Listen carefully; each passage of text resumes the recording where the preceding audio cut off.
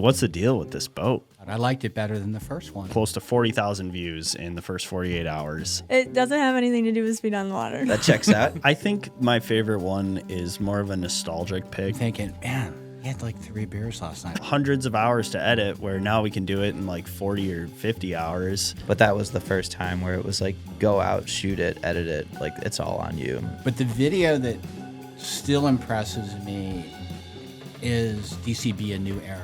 That really told a meaningful story. It was beyond boating. It was about someone overcoming something. Are you going to give him the cover if he hits that 190?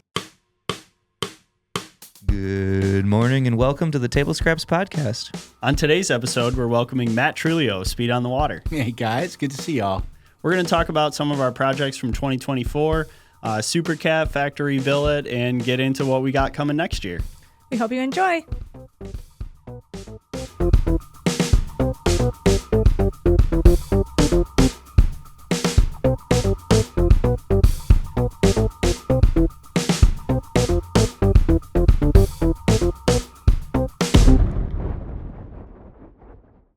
What's up? Good to see you guys. Welcome back to Ira. Thank you. Last time I was here, there wasn't any snow on the ground, and there hadn't been any snow on the ground for a long time. It's been years Yeah, since this we've has had a been a good while. winter, right? It's really nice to see it. I'm a little confused, though. Like Where you are. Yeah, exactly. I just gotten used. I used to be able to get here with a rental car on my own. Now I was glad Bobby picked me up. Absolutely. Private chauffeur. Yeah. Really groovy. Thank And you. I was telling Matt the lake's frozen, so we got some races going on this weekend. Oh, you want to try to maybe make it out to the lake? Even if we have to walk out there, I think it's worth it. I mean, I can fire up the four-wheeler. there we You go. can ride 3 deep out there. It's Take kinda the I want to small- go. I don't know. Okay, Definitely so can't ride 4. it's 4 deep now. At the snowcross I can thing, take the tractor. there was 4 people on 4-wheelers all the time. Oh, I guess we can do it. It's a small 4-wheeler. But we can hook up the trailer. Oh, I was going to say, yeah, you have the trailer. I have 2 snowmobiles just sitting there. Do I they just work? haven't, huh? Do they work? TBD. We may need to take it to D's. Yeah. D's Marine. Maybe we can get a discount soon as we just did Yeah, a right. podcast. So wait a minute, I've got a thrash knee that I still need to get an MRI on, and we're going to go out on a frozen lake. I like this. Yeah, I idea. think you can it's a still great swim, idea. right? I can still swim. Nice. Well, thanks for coming in. We appreciate it. We got some cool stuff we want to talk about today. Supercat being one of them, but I think we got to start this off with Factory Billet, the video that we just posted 2 days ago that has close to 40,000 views in the first 48 hours. I mean, the people are going nuts over this thing, as they did the last video that we made last year. I mean, what's the deal with this boat? Well, I mean, I don't want to say that's completely predictable, but I did see when I saw the first edit, and you guys know, I reached out. I liked it better than the first one. I Yeah. think there's more story. There's more tension because the guy, Jim Schultz, he was going to do one run. He wasn't kidding. No, That's I all he believe was, it. And he was going to get in his airplane and go back for his 5-year-old daughter's birthday party. I mean, there's a lot of pressure there. Yeah. And he's a good dad. He was like not going to miss it. So, yeah, I loved it. I thought that everything about it, the way it was, the way you guys told the story, Jim and Mike and Matt Foucher, those guys came across really well. And it was pretty cool that this year Bobby did the whole thing. He edited, scripted, storyboarded the whole thing, where last year he filmed a lot of it, but I edited the whole thing. So I don't know how you felt, if there was a little pressure, because that video was the highest performing video in the past. Yeah, I mean, I definitely felt the need to take more time with this one. It felt like the expectations were a little bit higher, for sure. You want to, not like necessarily to compete, but to make it at least as good. I want the view count to be the same. I feel like maybe the expectation from Jim would be that too. I know It's funny every 'cause he time cares. every time I've seen him, he's like, Is it the highest viewed video yet? Like, I saw one of another 100,000 views in the last 3 months or whatever. And I'm like, oh, he's checking. he's Yeah. hawking this thing the whole time. You guys know Jim. I mean, he's an engineer. He's a numbers guy. Numbers are his thing. Yeah. So Yeah. he wants to know. For sure. Yeah, it was a little bit of extra pressure, a little bit of extra time that I took on it, but it was kind of fun to trade off that responsibility with these videos between last year and this year. Did you feel at any point that you were making the same video as last year? No, maybe in times. Like I started the video in the exact same spot that we started it last year in that parking lot, but it's kind of where the weekend starts. Yeah. But I felt like that was more like paying homage to the last video. It wasn't like repetition. It wasn't overusing the same stuff. The story was a little bit different. The pressure was a little bit different. Plus, we just know them better now. So I think we were able to tell a different side of the story that somehow did end up being different, even though it's the same weekend, it's the same run. Somehow they separated themselves. Yeah, it was pretty cool. And he really teed us up for next year too, right? Yeah, he did. And this is the first time, and you know, and I've before you did that video on him last year, I've interviewed him a bunch and written a lot about Factory Billet. This is the first post Lake of the Ozarks shootout performance where, first of all, they've called out a number, and they feel confident about getting it. You know, and that was another element of your video that was so incredible because these guys are evolving before our eyes. You know, they're just in their whole approach to the Lake of the Ozarks shootout. I mean, it's great storytelling. Are you going to give him the cover if he hits that 190? I kind of am committed. We kind of published it on the internet. So I think, It's on the I internet. think It he has to be deserves true. it. Absolutely, Yeah. he does. yeah, I agree. And Well- it's a sick boat. Like, Yeah. Yeah, why wouldn't it's a you? great cover. I mean, boat. those engines, just the look of those things alone. You got to do something like where the boat is there, but then there's also something showing those engines. Yeah, the Inconel headers. I mean, that's space age stuff. I don't know how much they spent on that, but let's just go a lot. Yeah. A lot of money. For sure. Yeah, I spent a lot of time on that last visit trying to highlight the different parts of the engine because even knowing nothing about it, you could stare at it and still be fascinated by it. So I sat there, like there's a couple shots where there's like light panning and stuff like that, or like the manifold, Wilson manifold, that like there's like a turning shot. I literally like, they took one of the engines apart completely for me and I was just setting parts on a cart and then I had a light shining on it and I was just moving the cart back and forth and I had like a Oh, really? camera on a tripod in the background. So I'm just like, I was trying to give it that like almost like 3D animation look where like I could have rendered that somehow, but it would have cost thousands of dollars and taken Yeah. a ton of time. And so Sorry, I just- Brevin. yeah, Brevin, I would have paid you to do it, but couldn't afford it. So instead I got a little dolly and I was just moving these parts back I thought and they forth. looked great. Yeah, and then there was like one where I was just kind of taking a light and going back and forth. And I spent a good amount of time. The amount of footage in the video that I used based on the amount of time that I spent doing that maybe didn't really pay off as well as I thought it was going to. That's the story of that whole edit. Yeah, exactly. But it's like, you got to try, right? If I wanted to make it a little bit different or just have fun with it. You know, I just thought it would be like a good idea that maybe it pays off. Yeah. And I've used maybe 4 of the shots, but whatever. And it was cool that we held that until after all the Supercat stuff got published because this is kind of a slow time of the year and we don't typically have a video for January.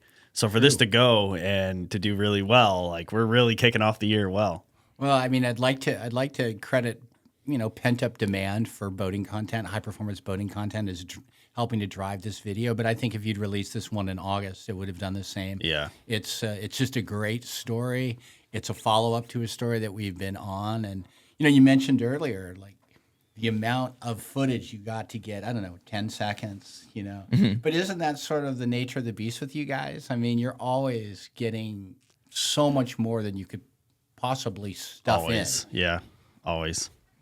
in. That's just part of it. I feel like Right. we got to figure out some sort of data management though, because we have a lot of space on our servers, but there's so much that probably will never get used again. But I don't want to delete it, so I don't know.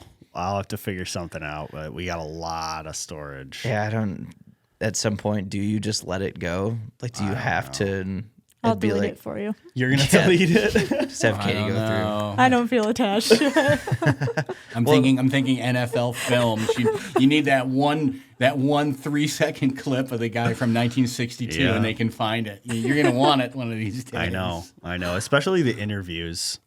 You just never know when you're gonna end up wanting to call on that stuff. Yeah.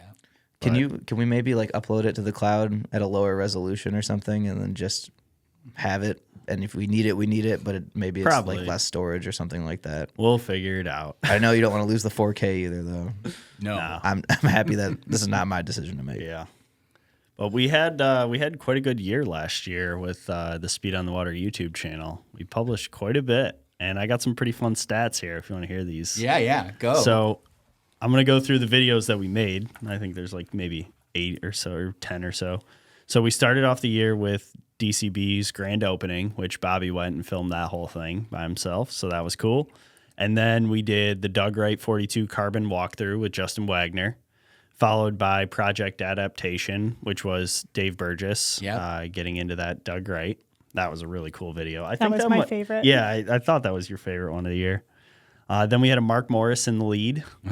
So that was one that I think got shot in 2023, and we held on to it and then published it in 2024. Exactly. This month, actually, in 2023. It was January. When we went and filmed it? Yeah. Wow. Yeah, we it's held a year that ago. a while. No, that was a good one too, though. And you said you just talked to Mark the other day, right? I did. He insulted me about my ping pong skills. Oh, yeah. Yeah, He you wants a rematch, but he knows how it's going to turn out. Well, how are gonna your be ping like- pong skills? Right now, with a busted knee, they're horrible. Okay, can't so move maybe that we could be quickly. good competition. Brad plays me with his left hand. I'll So play with the left hand too. They're good enough. Although, Yeah. Well, all right. So after Mark Morris, we had the Katawa Cannonball Run, which was an interesting video. Challenge. I mean, Poker Run got rained out. How do you make an event video? it still performed pretty well, though, didn't it? No, I thought it was great. Then we did 3 videos on Boeing Thunder, one with Unreal Performance, and then one that was what we played at the actual event, and then the actual main video. So they got their publicity in there for sure. Then we did Lake Texoma Skater Fest with Ross and Mackenzie Ramsey. And then we we ended the year with 4 Supercat videos, our biggest project by a mile. I mean, it's like these videos get released at different times, but you guys were working all year long in different elements of each video. You know, Yeah. it's got to be kind of hard to keep it straight. I'm looking at your board with the Post-its, and yeah, it's pretty crazy. Yeah. It's a lot to keep. These are track coming of. down soon. I know we said it on the last pod, but we'll get there. Yeah, it's about time. They've been they're a nice reminder of that time of the year and the process that we went through, but I think it's time to clean them off. Yeah. Start fresh. So I think we're at like 34,000 subscribers on the YouTube channel, which is still relatively small, but we gained 5,000 over the last year. We had 1.2 million views on the channel and 127,000 of hours of watch time. 127,000 hours of watch time. So, I mean, I think that's pretty cool. I think those numbers are pretty high. I mean, out of the boating world, I think Mike Howe is clear number 1, but outside of that, Yeah. you know, we're coming for you, Mike. Well, I mean, I think those 2 metrics are relevant. You know, we've talked about this a lot, and you can have all kinds of members on your YouTube channel, all kinds of subscribers, but if they're not watching your product, what's the point? Yeah. And 125,000 hours? Is that what you said? Yeah. Yeah. That's a lot. I mean, know. that's a lot. And I mean, I don't know YouTube like you guys do, but a lot of the stuff that you're doing and we're collaborating on it, it's long format. You know, this Right. This quick is hit only, stuff. I should have mentioned that. This is only long form stats. A lot of YouTube channels have huge numbers, but they're on shorts. Right, exactly. Which you get a lot more reach with shorts and a lot more views. So this is just our long form stats. And we haven't really done any short form on the YouTube channel yet, but that's something that I'm thinking about doing for next year. Since we're breaking out the long form videos into like short little reels, we could just publish them on YouTube. Yeah, it would be great. I think it would push numbers further. But to me, it's just that, you know, I look at different social media numbers, and they're very gaudy and they're very pretty and they sound very impressive. But what does it actually translate to in terms of eyeballs on the product? Yep. And with YouTube, you know, I mean, you get a real sense. It's like Google Analytics with our website. I can't control those. I have no input into them. They just tell me what we got, you know, and so, you know, if I had like yesterday, we had 4,000 unique visits on Speed on the Water. You know, it doesn't sound like a lot, but go look at, you know, competitive websites and see what they got, and it's different. Let's just say that. What I really like about YouTube is that it's all public too. Yeah. So people can see how many views we get. They can see our subscriber count, and there's no fluff. Like I can't make anything up. Exactly, and they get to comment which is absolutely thrills Bobby. Yeah. You know, We should talk about this because the comments that started rolling in on the Factory Billet video, I'd call it the first 10,000 views are wonderful. Yeah, you know, they're they all gushing. relate to it. It's not even that they're all positive, but they make sense. And it's like the people that are writing on those, like they're invested in the sport, like they understand what's going on. When you get past a certain point, you just get some wild stuff. the wedding ring. That was that confusing. was that was Somebody's missing a wedding ring, and somehow it has something to do with your video. Oh, I didn't even see that. That I was stopped like- reading them. Yeah, that was like spam Yeah, whoa, or somebody commented on the wrong. I don't. It was supposed to be a text to somebody. I don't know, but it was like really dramatic stuff. What was the going comment? on. It was something about like losing a ring and like I will find the ring or something like that. And it was like kind of threatening too. Yeah, it was a little threatening. I actually Yeah. reported it. Yeah. Did you? That was. We can delete them if we have to. I never really do. That one might be worth deleting because it makes absolutely no sense. Yeah. Maybe some of the other ones that like might hurt my feelings, that's okay. Like those, because those are still relevant. And that was like my first real experience with that is posting a video and reading a comment and being like, this is kind of affecting me a little I bit. told you not to read them. I know it was. I my read own. through them. I didn't think they were that bad. It was just, but there were certain things The like there was- music, that yeah, was like, and but that's the same thing. Like they always say I that. know, but I spent so much time I on the know, audio that it Bobs, was you like, did. if I would have read that like maybe 2 months later, it was so So fresh, fresh, and we were yeah. just having this You're conversation. like, I was up until I'm like, midnight. Do you Damn. feel like your skin thickening as you're sitting here right yeah, now? it was a real acknowledgement of like, okay, if I want to keep doing this, I cannot care this much about this type of stuff. So going forward, I will not. Did you find the ring Yeah, I comment? did, and it is kind of funny actually. All right, let's hear it. Yeah, Awful go Let's ball. hear ahead, it. go ahead and read it. It says, "This your second and last chance, Haley. Where's my wedding ring? I know you was over here when I was gone. Mom, I swear to God I won't lose your ring. Well, your dad spent almost $1 million on that ring when we got married 5 years ago at the courthouse when Becky tricked us. Jesus. Mom, the ring is on my necklace still." Very confused individual. Okay. Yeah, we're there's deleting there's that. some factual dissonance here. You spent $1 million on a wedding ring and you got married at the courthouse? And your what is dad that? and your dad bought it, but it's your mom's ring. And he lost it, but he has it on his necklace. It's hanging still. around his neck. Haley, I don't know who you are, and if you're just if you happen to be a Speed on the Water subscriber and he thinks that this is the best chance that he has of getting in front of you, but you need to reach out to this guy. Yeah, Haley, I hope you get your ring back. You Yeah, know? something's wrong. Yeah, we can probably go ahead and delete that one. But with this video, it's at like 40K already, and they threw out a number of 190 for next year. What do you think this is going to get up to? Well, like you said, they haven't thrown down a number before, not like this. There's sort of, back when you guys did the first video, there was sort of off the record, under the radar stuff. If they get to 170, they're Right. done. But it wasn't like called out. Like, Now they did. Now they called it So out. what do you think this is going to get up to views-wise for this year? Oh, Oh, we're putting a number out. Yeah, let's turn it on us. We're gonna this guess. year? Let's put a number out What there. did the first factory billet do? Like, First I think year. 400,000 or It's 500,000 views. between 400 and 500 right now, I believe. Total right now? Yeah. I think this one will reach that in 1 year. Okay. What So- if we get 1 million views? One be the Could you first. imagine? I would say, because it's hard to cap it because the other one is still going up, like not It is. as consistently, but still. Yeah. I would say maybe like this time next year it'll be at like 600. Yeah, I could see that. Yeah, I like could see just that. a- But I'm going to guess 1 million. Okay, all right. I like Why a not? I million. guessed $1 million. 1 million. Okay, so you guys are both guessing 1 million. Yeah. Well, I'm going to That's help good. it. I'll reintroduce the first video again in like a couple weeks back on Nice. Speed on the Water so we can get a little bit more eyeballs because they do work really well together. I mean, if you follow the story, it is linear. It's not hard to follow. Yeah, it was kind of funny how you said you can watch them develop as characters too. Yeah. Like I feel like the tones kind of changed a little bit. I think jumping to 184 miles per hour from 166 really kind of like affected their like, I guess, confidence going into this. But it is funny where they can like talk, but then when you see them sitting in the boat, like you see Mike, he's like freaking out. yeah. And Jim's like, "You nervous?" He's like, "Yeah, a little bit." And he looks away. And he's just like, you can tell he's just like pale in the face because it's all riding on that one thing.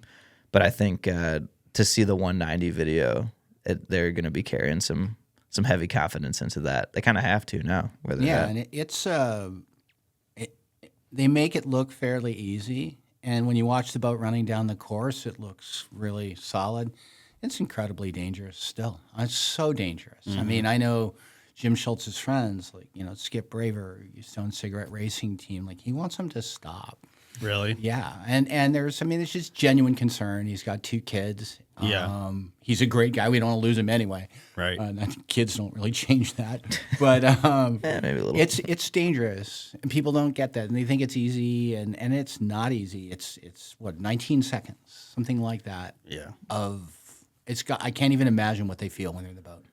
Additional to the risk too, when they test, they don't test it at that velocity, at that RPM. So they're getting up to like maybe 140 when they're on the dyno. It's same thing, 140, 150, because you take your one shot on the run. You don't, because you might break it if you don't. So they really don't, when they line up, they don't know exactly what's going to happen or how fast they're going to go, which I don't think I realized how high those stakes were. I would have assumed they ran it, 5 times and they're like, okay, we're good to go. It's like, no, too expensive. Like, you can't be wasting money on random runs. You put it all into that one and then you just see what happens.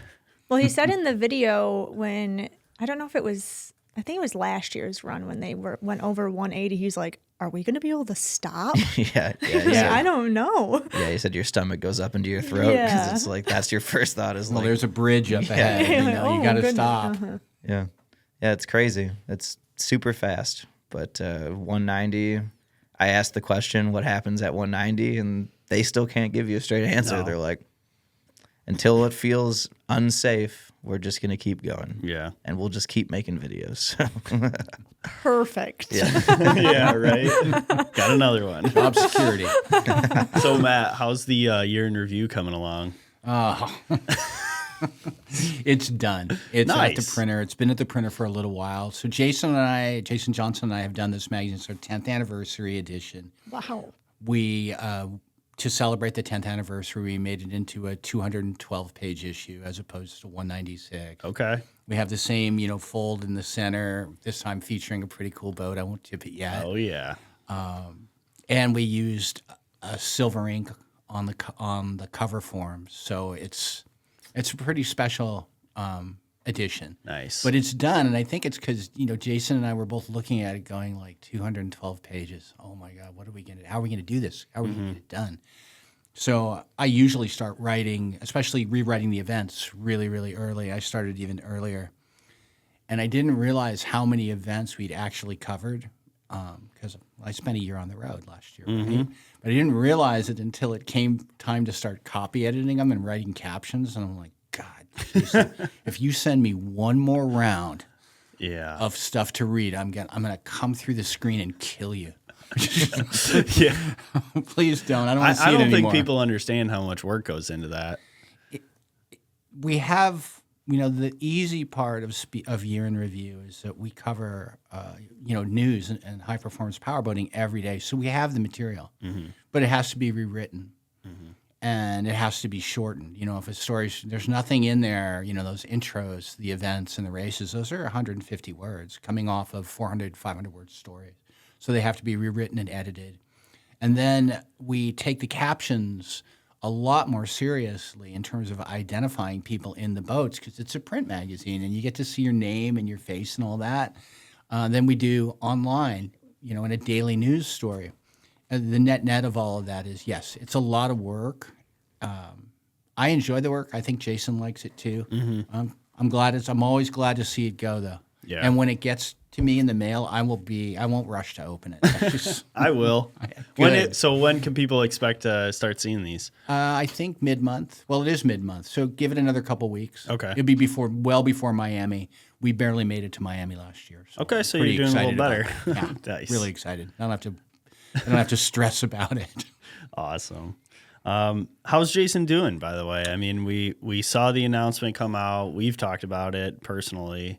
that he's taken a step back with speed on the water. But I mean, how's he doing? What's his mindset? Well, I mean, first of all, I hate his guts for leaving me, abandoning me. He's not, though. He is really pulling back. He will not be managing day-to-day pretty much anything. We're sort of winding down his role. And he's doing that for all the right reasons. He's doing it to support his kids. And his daughter, Colby, I think Colby's 10. If I'm wrong, Jason, I'm sorry. Has gotten really into theater, and she was always theatrical. That much we knew about Colby.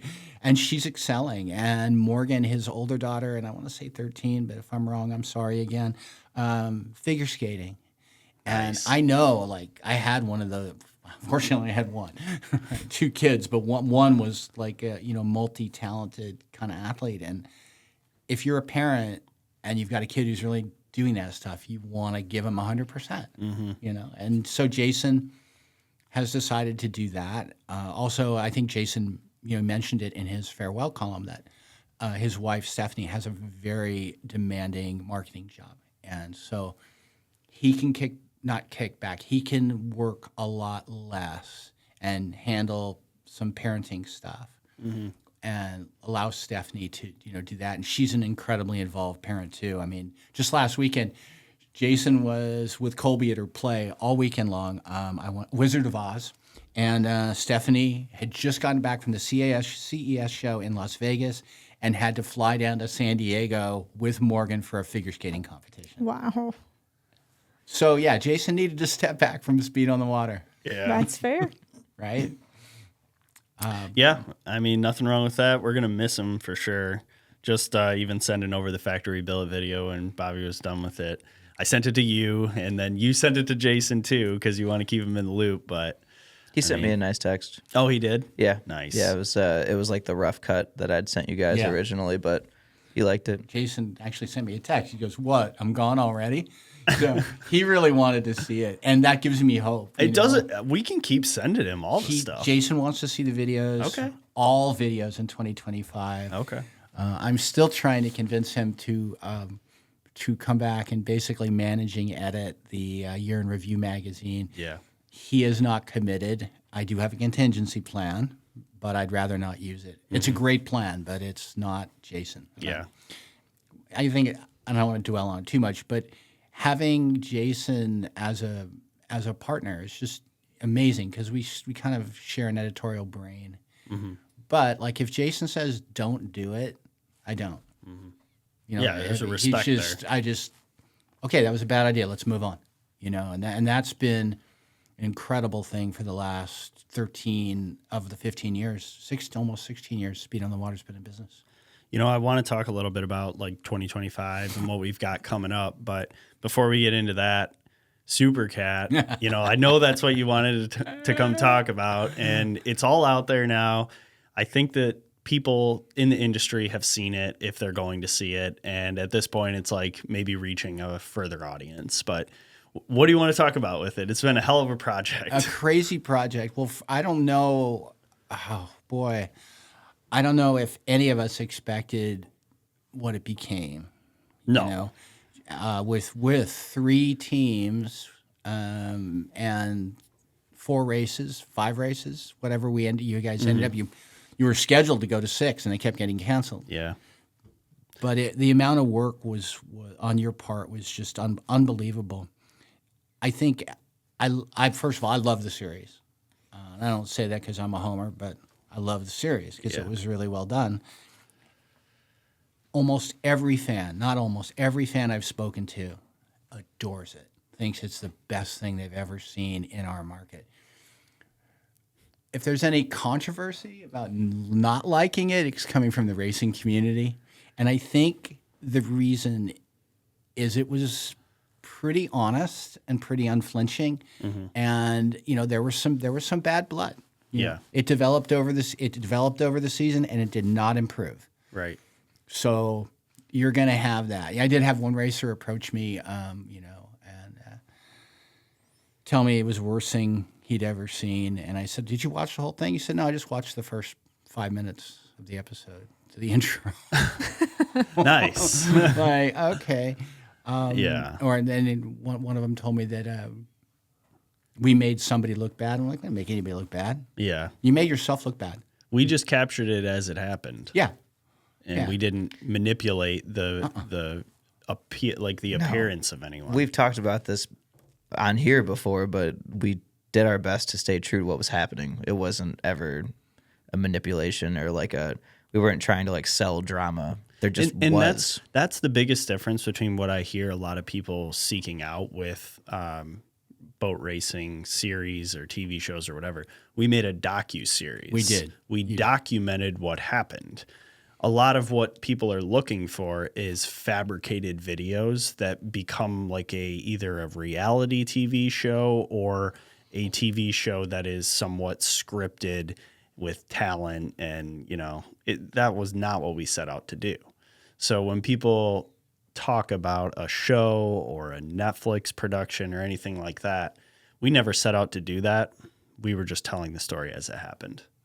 Well, I think the only scripted elements of Supercat were my voiceovers, some of them. Yeah, and everything that you see up on the boards here, this was all crafted after we shot races. Right. So we would get back and then we would look through everything that happened and position it into the next episode. It wasn't like we did that in advance because we didn't know what was going to happen. Yeah, we weren't scheduling bits and then shooting the bits. Nope. We would just take what we have and then schedule it out in the way that would tell the story the best way possible, except for Key West, because that one we had to schedule it out before it even happened.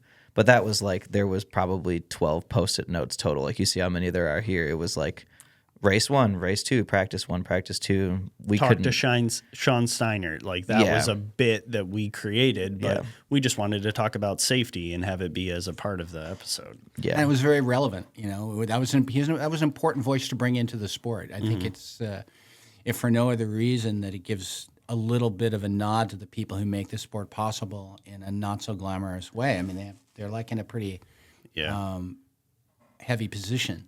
I wish we could have highlighted them more. If we could have had someone in their helicopter filming them. Yeah.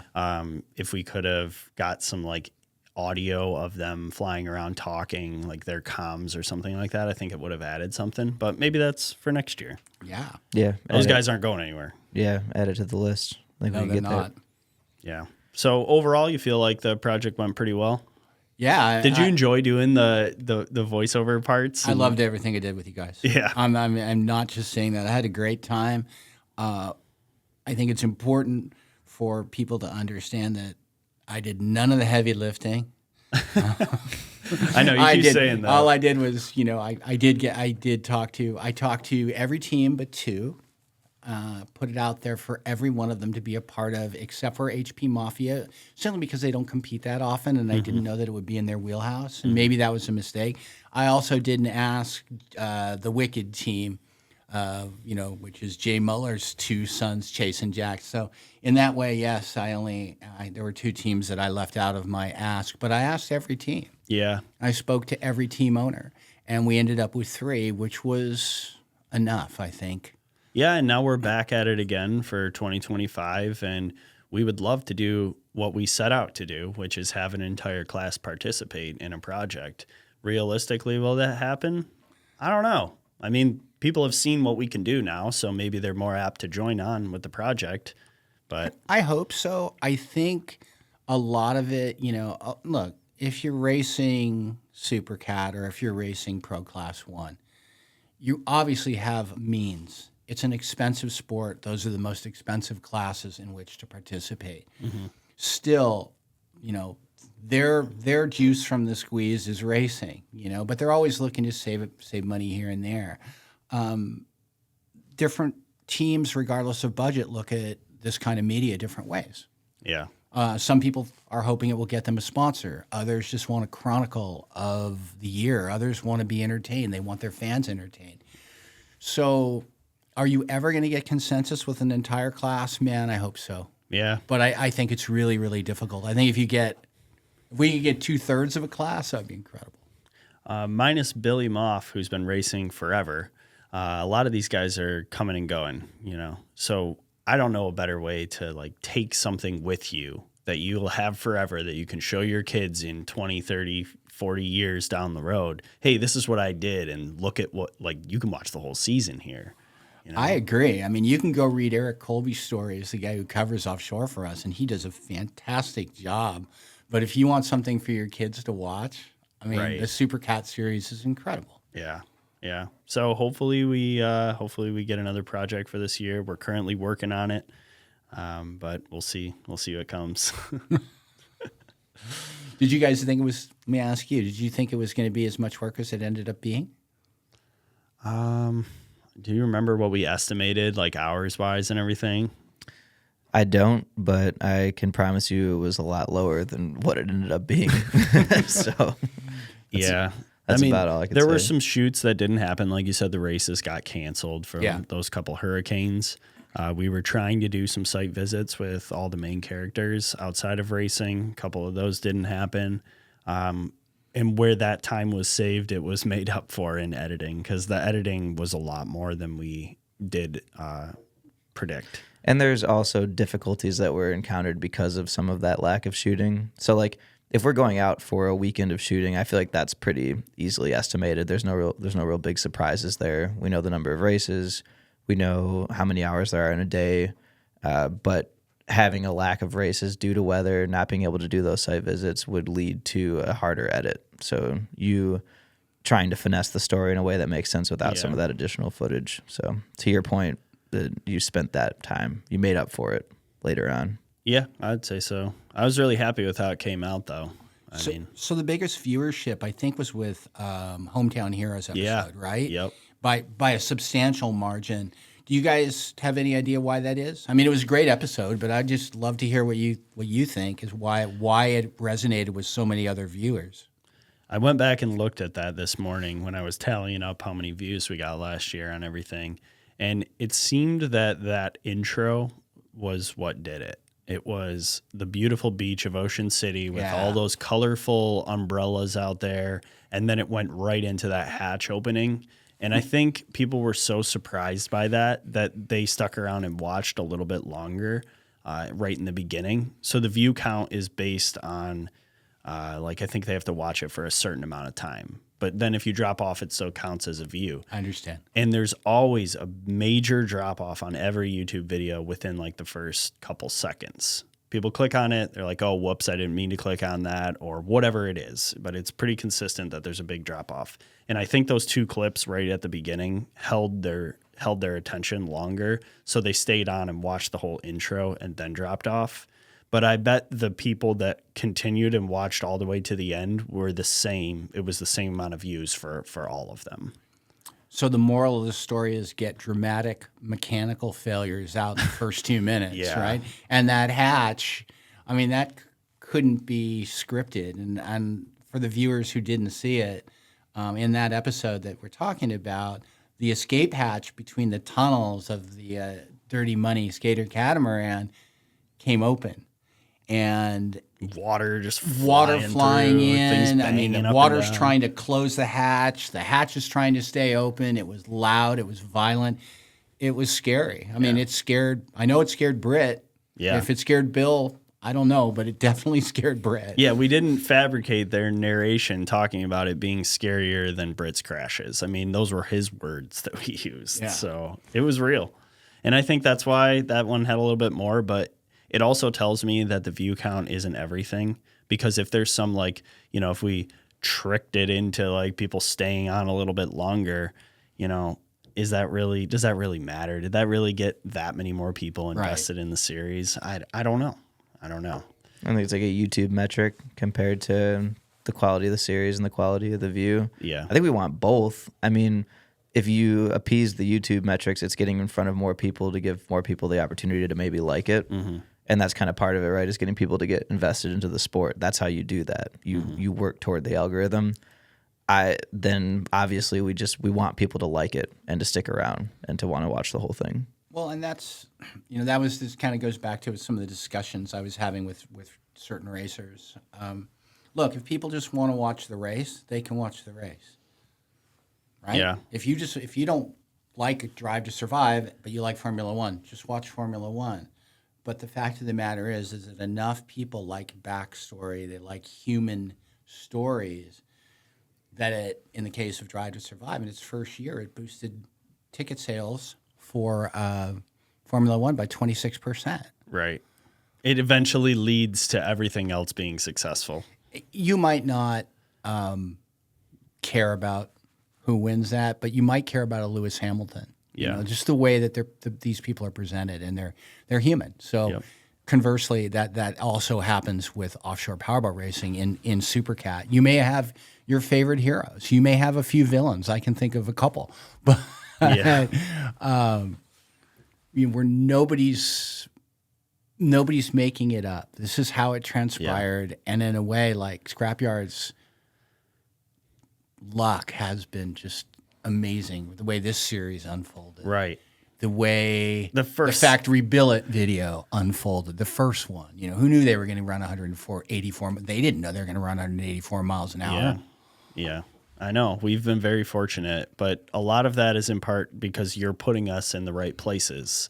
You told me to go with Supercat, right? You knew that there was going to be something there this year, and there was. And same with Jim Schultz and Factory Billet.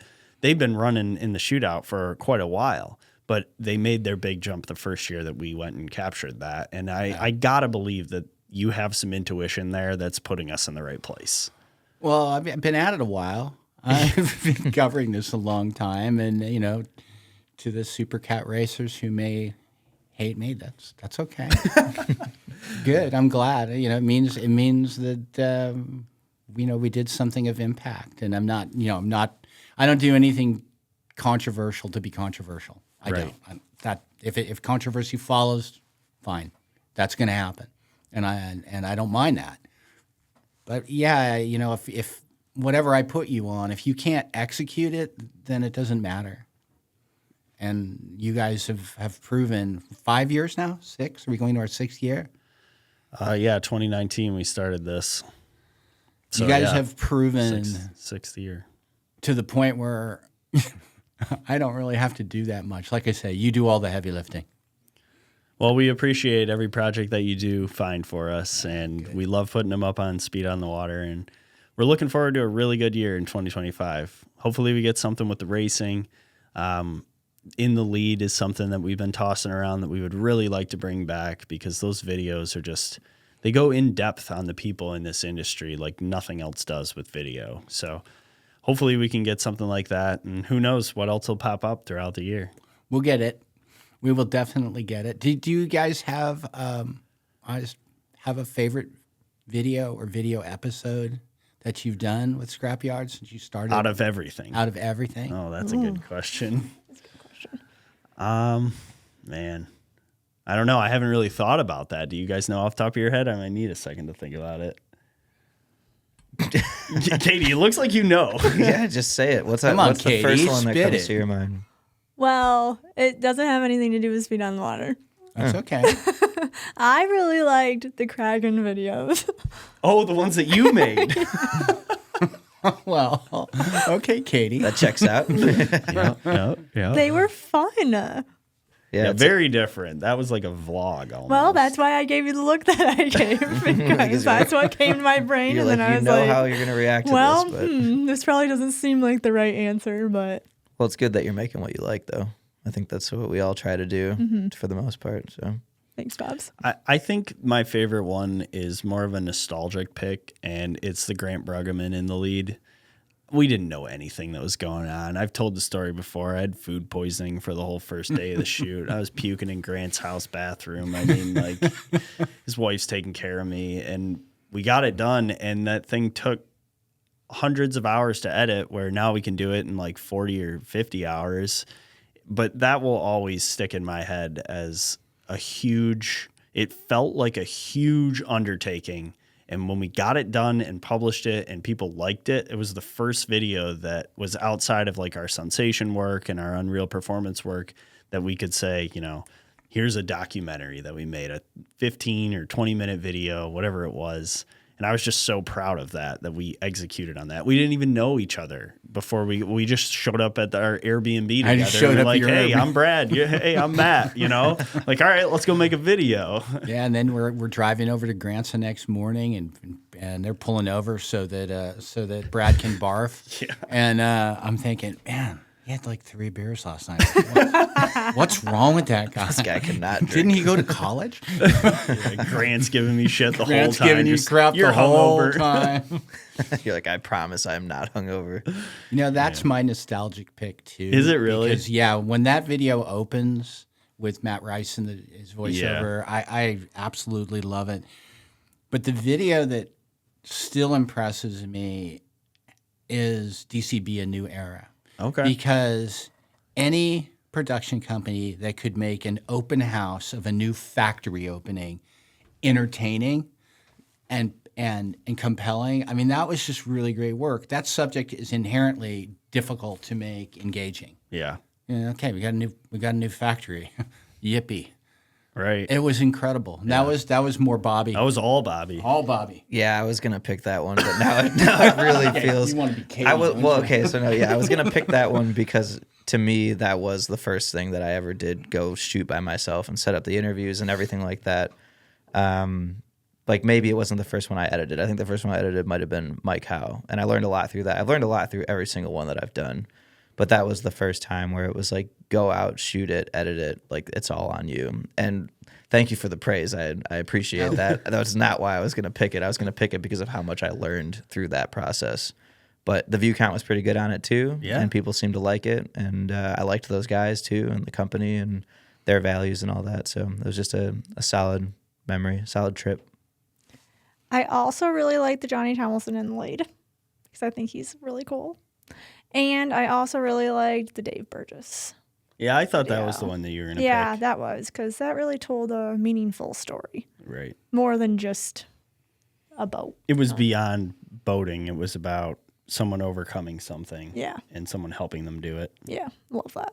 Well, and that was Justin. Justin Wagner did all that work at Waves and Wheels, and I don't know Justin nearly as well as Jason knows him, but I do know him. And to see Justin like spontaneously hug somebody, he kind of plays it close. He's not overly emotional. Maybe he is away from me, but I was just like, he's totally moved by what he has enabled this gentleman to do. He doesn't have the use of his legs, and now he can get in and out of a catamaran. Yeah, it's awesome. And couldn't ask for a better subject than Dave Burgess. I think you can like look at performance boating as a luxury, but I think it's important to understand that no matter what your hobby is, what tax income bracket you're in, there's still those moments that exist for you and for people around you, and things that you can do, and you can feel that it is just as meaningful, and that's good. You should. Well, you guys know this, and it comes out in your storytelling. Without the people, this is fiberglass and resin. Yeah. Epoxy and Kevlar. Who cares? Mm. I mean, I know that I know that the true diehard gearheads are probably wanting to shoot me right now. But seriously, without the people behind it, I don't care about these stories. I think the boats are really cool. The people are what make it work for me. And you guys you instantly figured that out, from day one. It's the foundation of all of our videos. Really. Sorry, I keep leaning back. Getting in trouble here. You're not supposed to say anything. We're going to cut to them. Nobody will see me forcing you toward the microphone. No, I want this to be authentic. So, okay, well, Bobby now, was just pushing me toward the microphone in case none of you saw that. Now it's explained when you hear him slowly fade out and then you hear him come back to the microphone. That's my hand on his back. Sorry about that. Oh, it's okay. Yeah. Well, did you guys have anything else you wanted to touch on? Lions. Go Lions. Ooh. Go Lions. Yeah, Matt's staying for the week. Matt's new hat. I'm here for the weekend, and I bought the hat in the airport before I got my luggage. And That might upset me in other cases, but I'm happy to have you as a fan. We also just bought our first Lions apparel. Yeah, we're this like, week, we so. live in Michigan, and we're probably bandwagon Lions fans. I am for sure. I will not categorize myself with you guys on this one. I'm sorry. I just don't like football. so that's what you were talking about on the way in. I said I wasn't going to name names. Who could it be? You know what? I was just like, some of us have suffered more than others. That's all I'll say. But those of us from out of town, specifically those of us who support the 49ers, who had a similar season to the Lions, except didn't overcome the injuries. Hey, I need something to believe in. I have to make this interesting. It's the Lions or the Ravens. So, and the Ravens are for my future son-in-law. But Lions tomorrow night, absolutely. A little bit different of a narrative than last year when we were playing each other. Yeah, and then going into that first game this year, it's like, ooh, and then not so great for you. Yeah. Not so great for you the second time either. Not really. Sorry, bud. Thank you. Thank you for the reminder. But we've been through a lot, so I think we deserve it. And I'm glad to see that we're kind of like America's team again. You know, people will be rooting for us. Yeah, it's good. Good to have that behind us. Yeah. So now I just suffer with the Red Wings. So yeah, I'm still suffering. Wait, Pick the your Red next Wings team. won last night. Yeah, they're on the up and up now. Yeah. Just the last 9 years of no playoffs. So. The last time I was here, the Red Wings brought home a winner. Okay. They came from behind. Yeah. Good luck, charm. I think it did go to overtime. Hey, they beat the Panthers Stanley Cup champs last night. They have a new coaching staff, so they are on fire. So for all those people that like boat racing and hate sports, here we are talking sports. Suck it. Yeah, exactly. I like all sports. Sorry, I ain't giving them up. That's funny. Well, I look forward to watching the game with you this weekend and going over some new strategy for 2025 videos, and happy to have you in town, and thank you for stopping into my office / the podcast room to have a conversation. It's great to be here, and I'm excited. We have a lot to talk about this weekend. We have a lot to plan, and we have endless ambition, and We'll get it done. we'll make it happen. Yeah, we'll get it done. For sure. Did you see the gift I put into your bedroom? I did. A little bottle of tequila at the end of my bed. For all you listeners out there who don't know, I do like tequila. A specific tequila. Casamigos, I have too. a Casamigos. George Clooney, and very she got classy. the Blanco, too, so I like that. Well done. All right, well, so should we, what time is it? No, we can't crack that open yet. Still, No, I got to go do some filming. yeah, we still have half a day of work. Later, though. Oh, yeah, later. Okay. Maybe not that much later. All right, see you there. Cheers. Cheers. Oh, Cheers. Bobby, I wanted to say cheers. Do you ever say cheers? Is this going to be like the first time? It was going to be my first time. All right, let's pretend like I didn't say it. Now you go ahead. Cheers.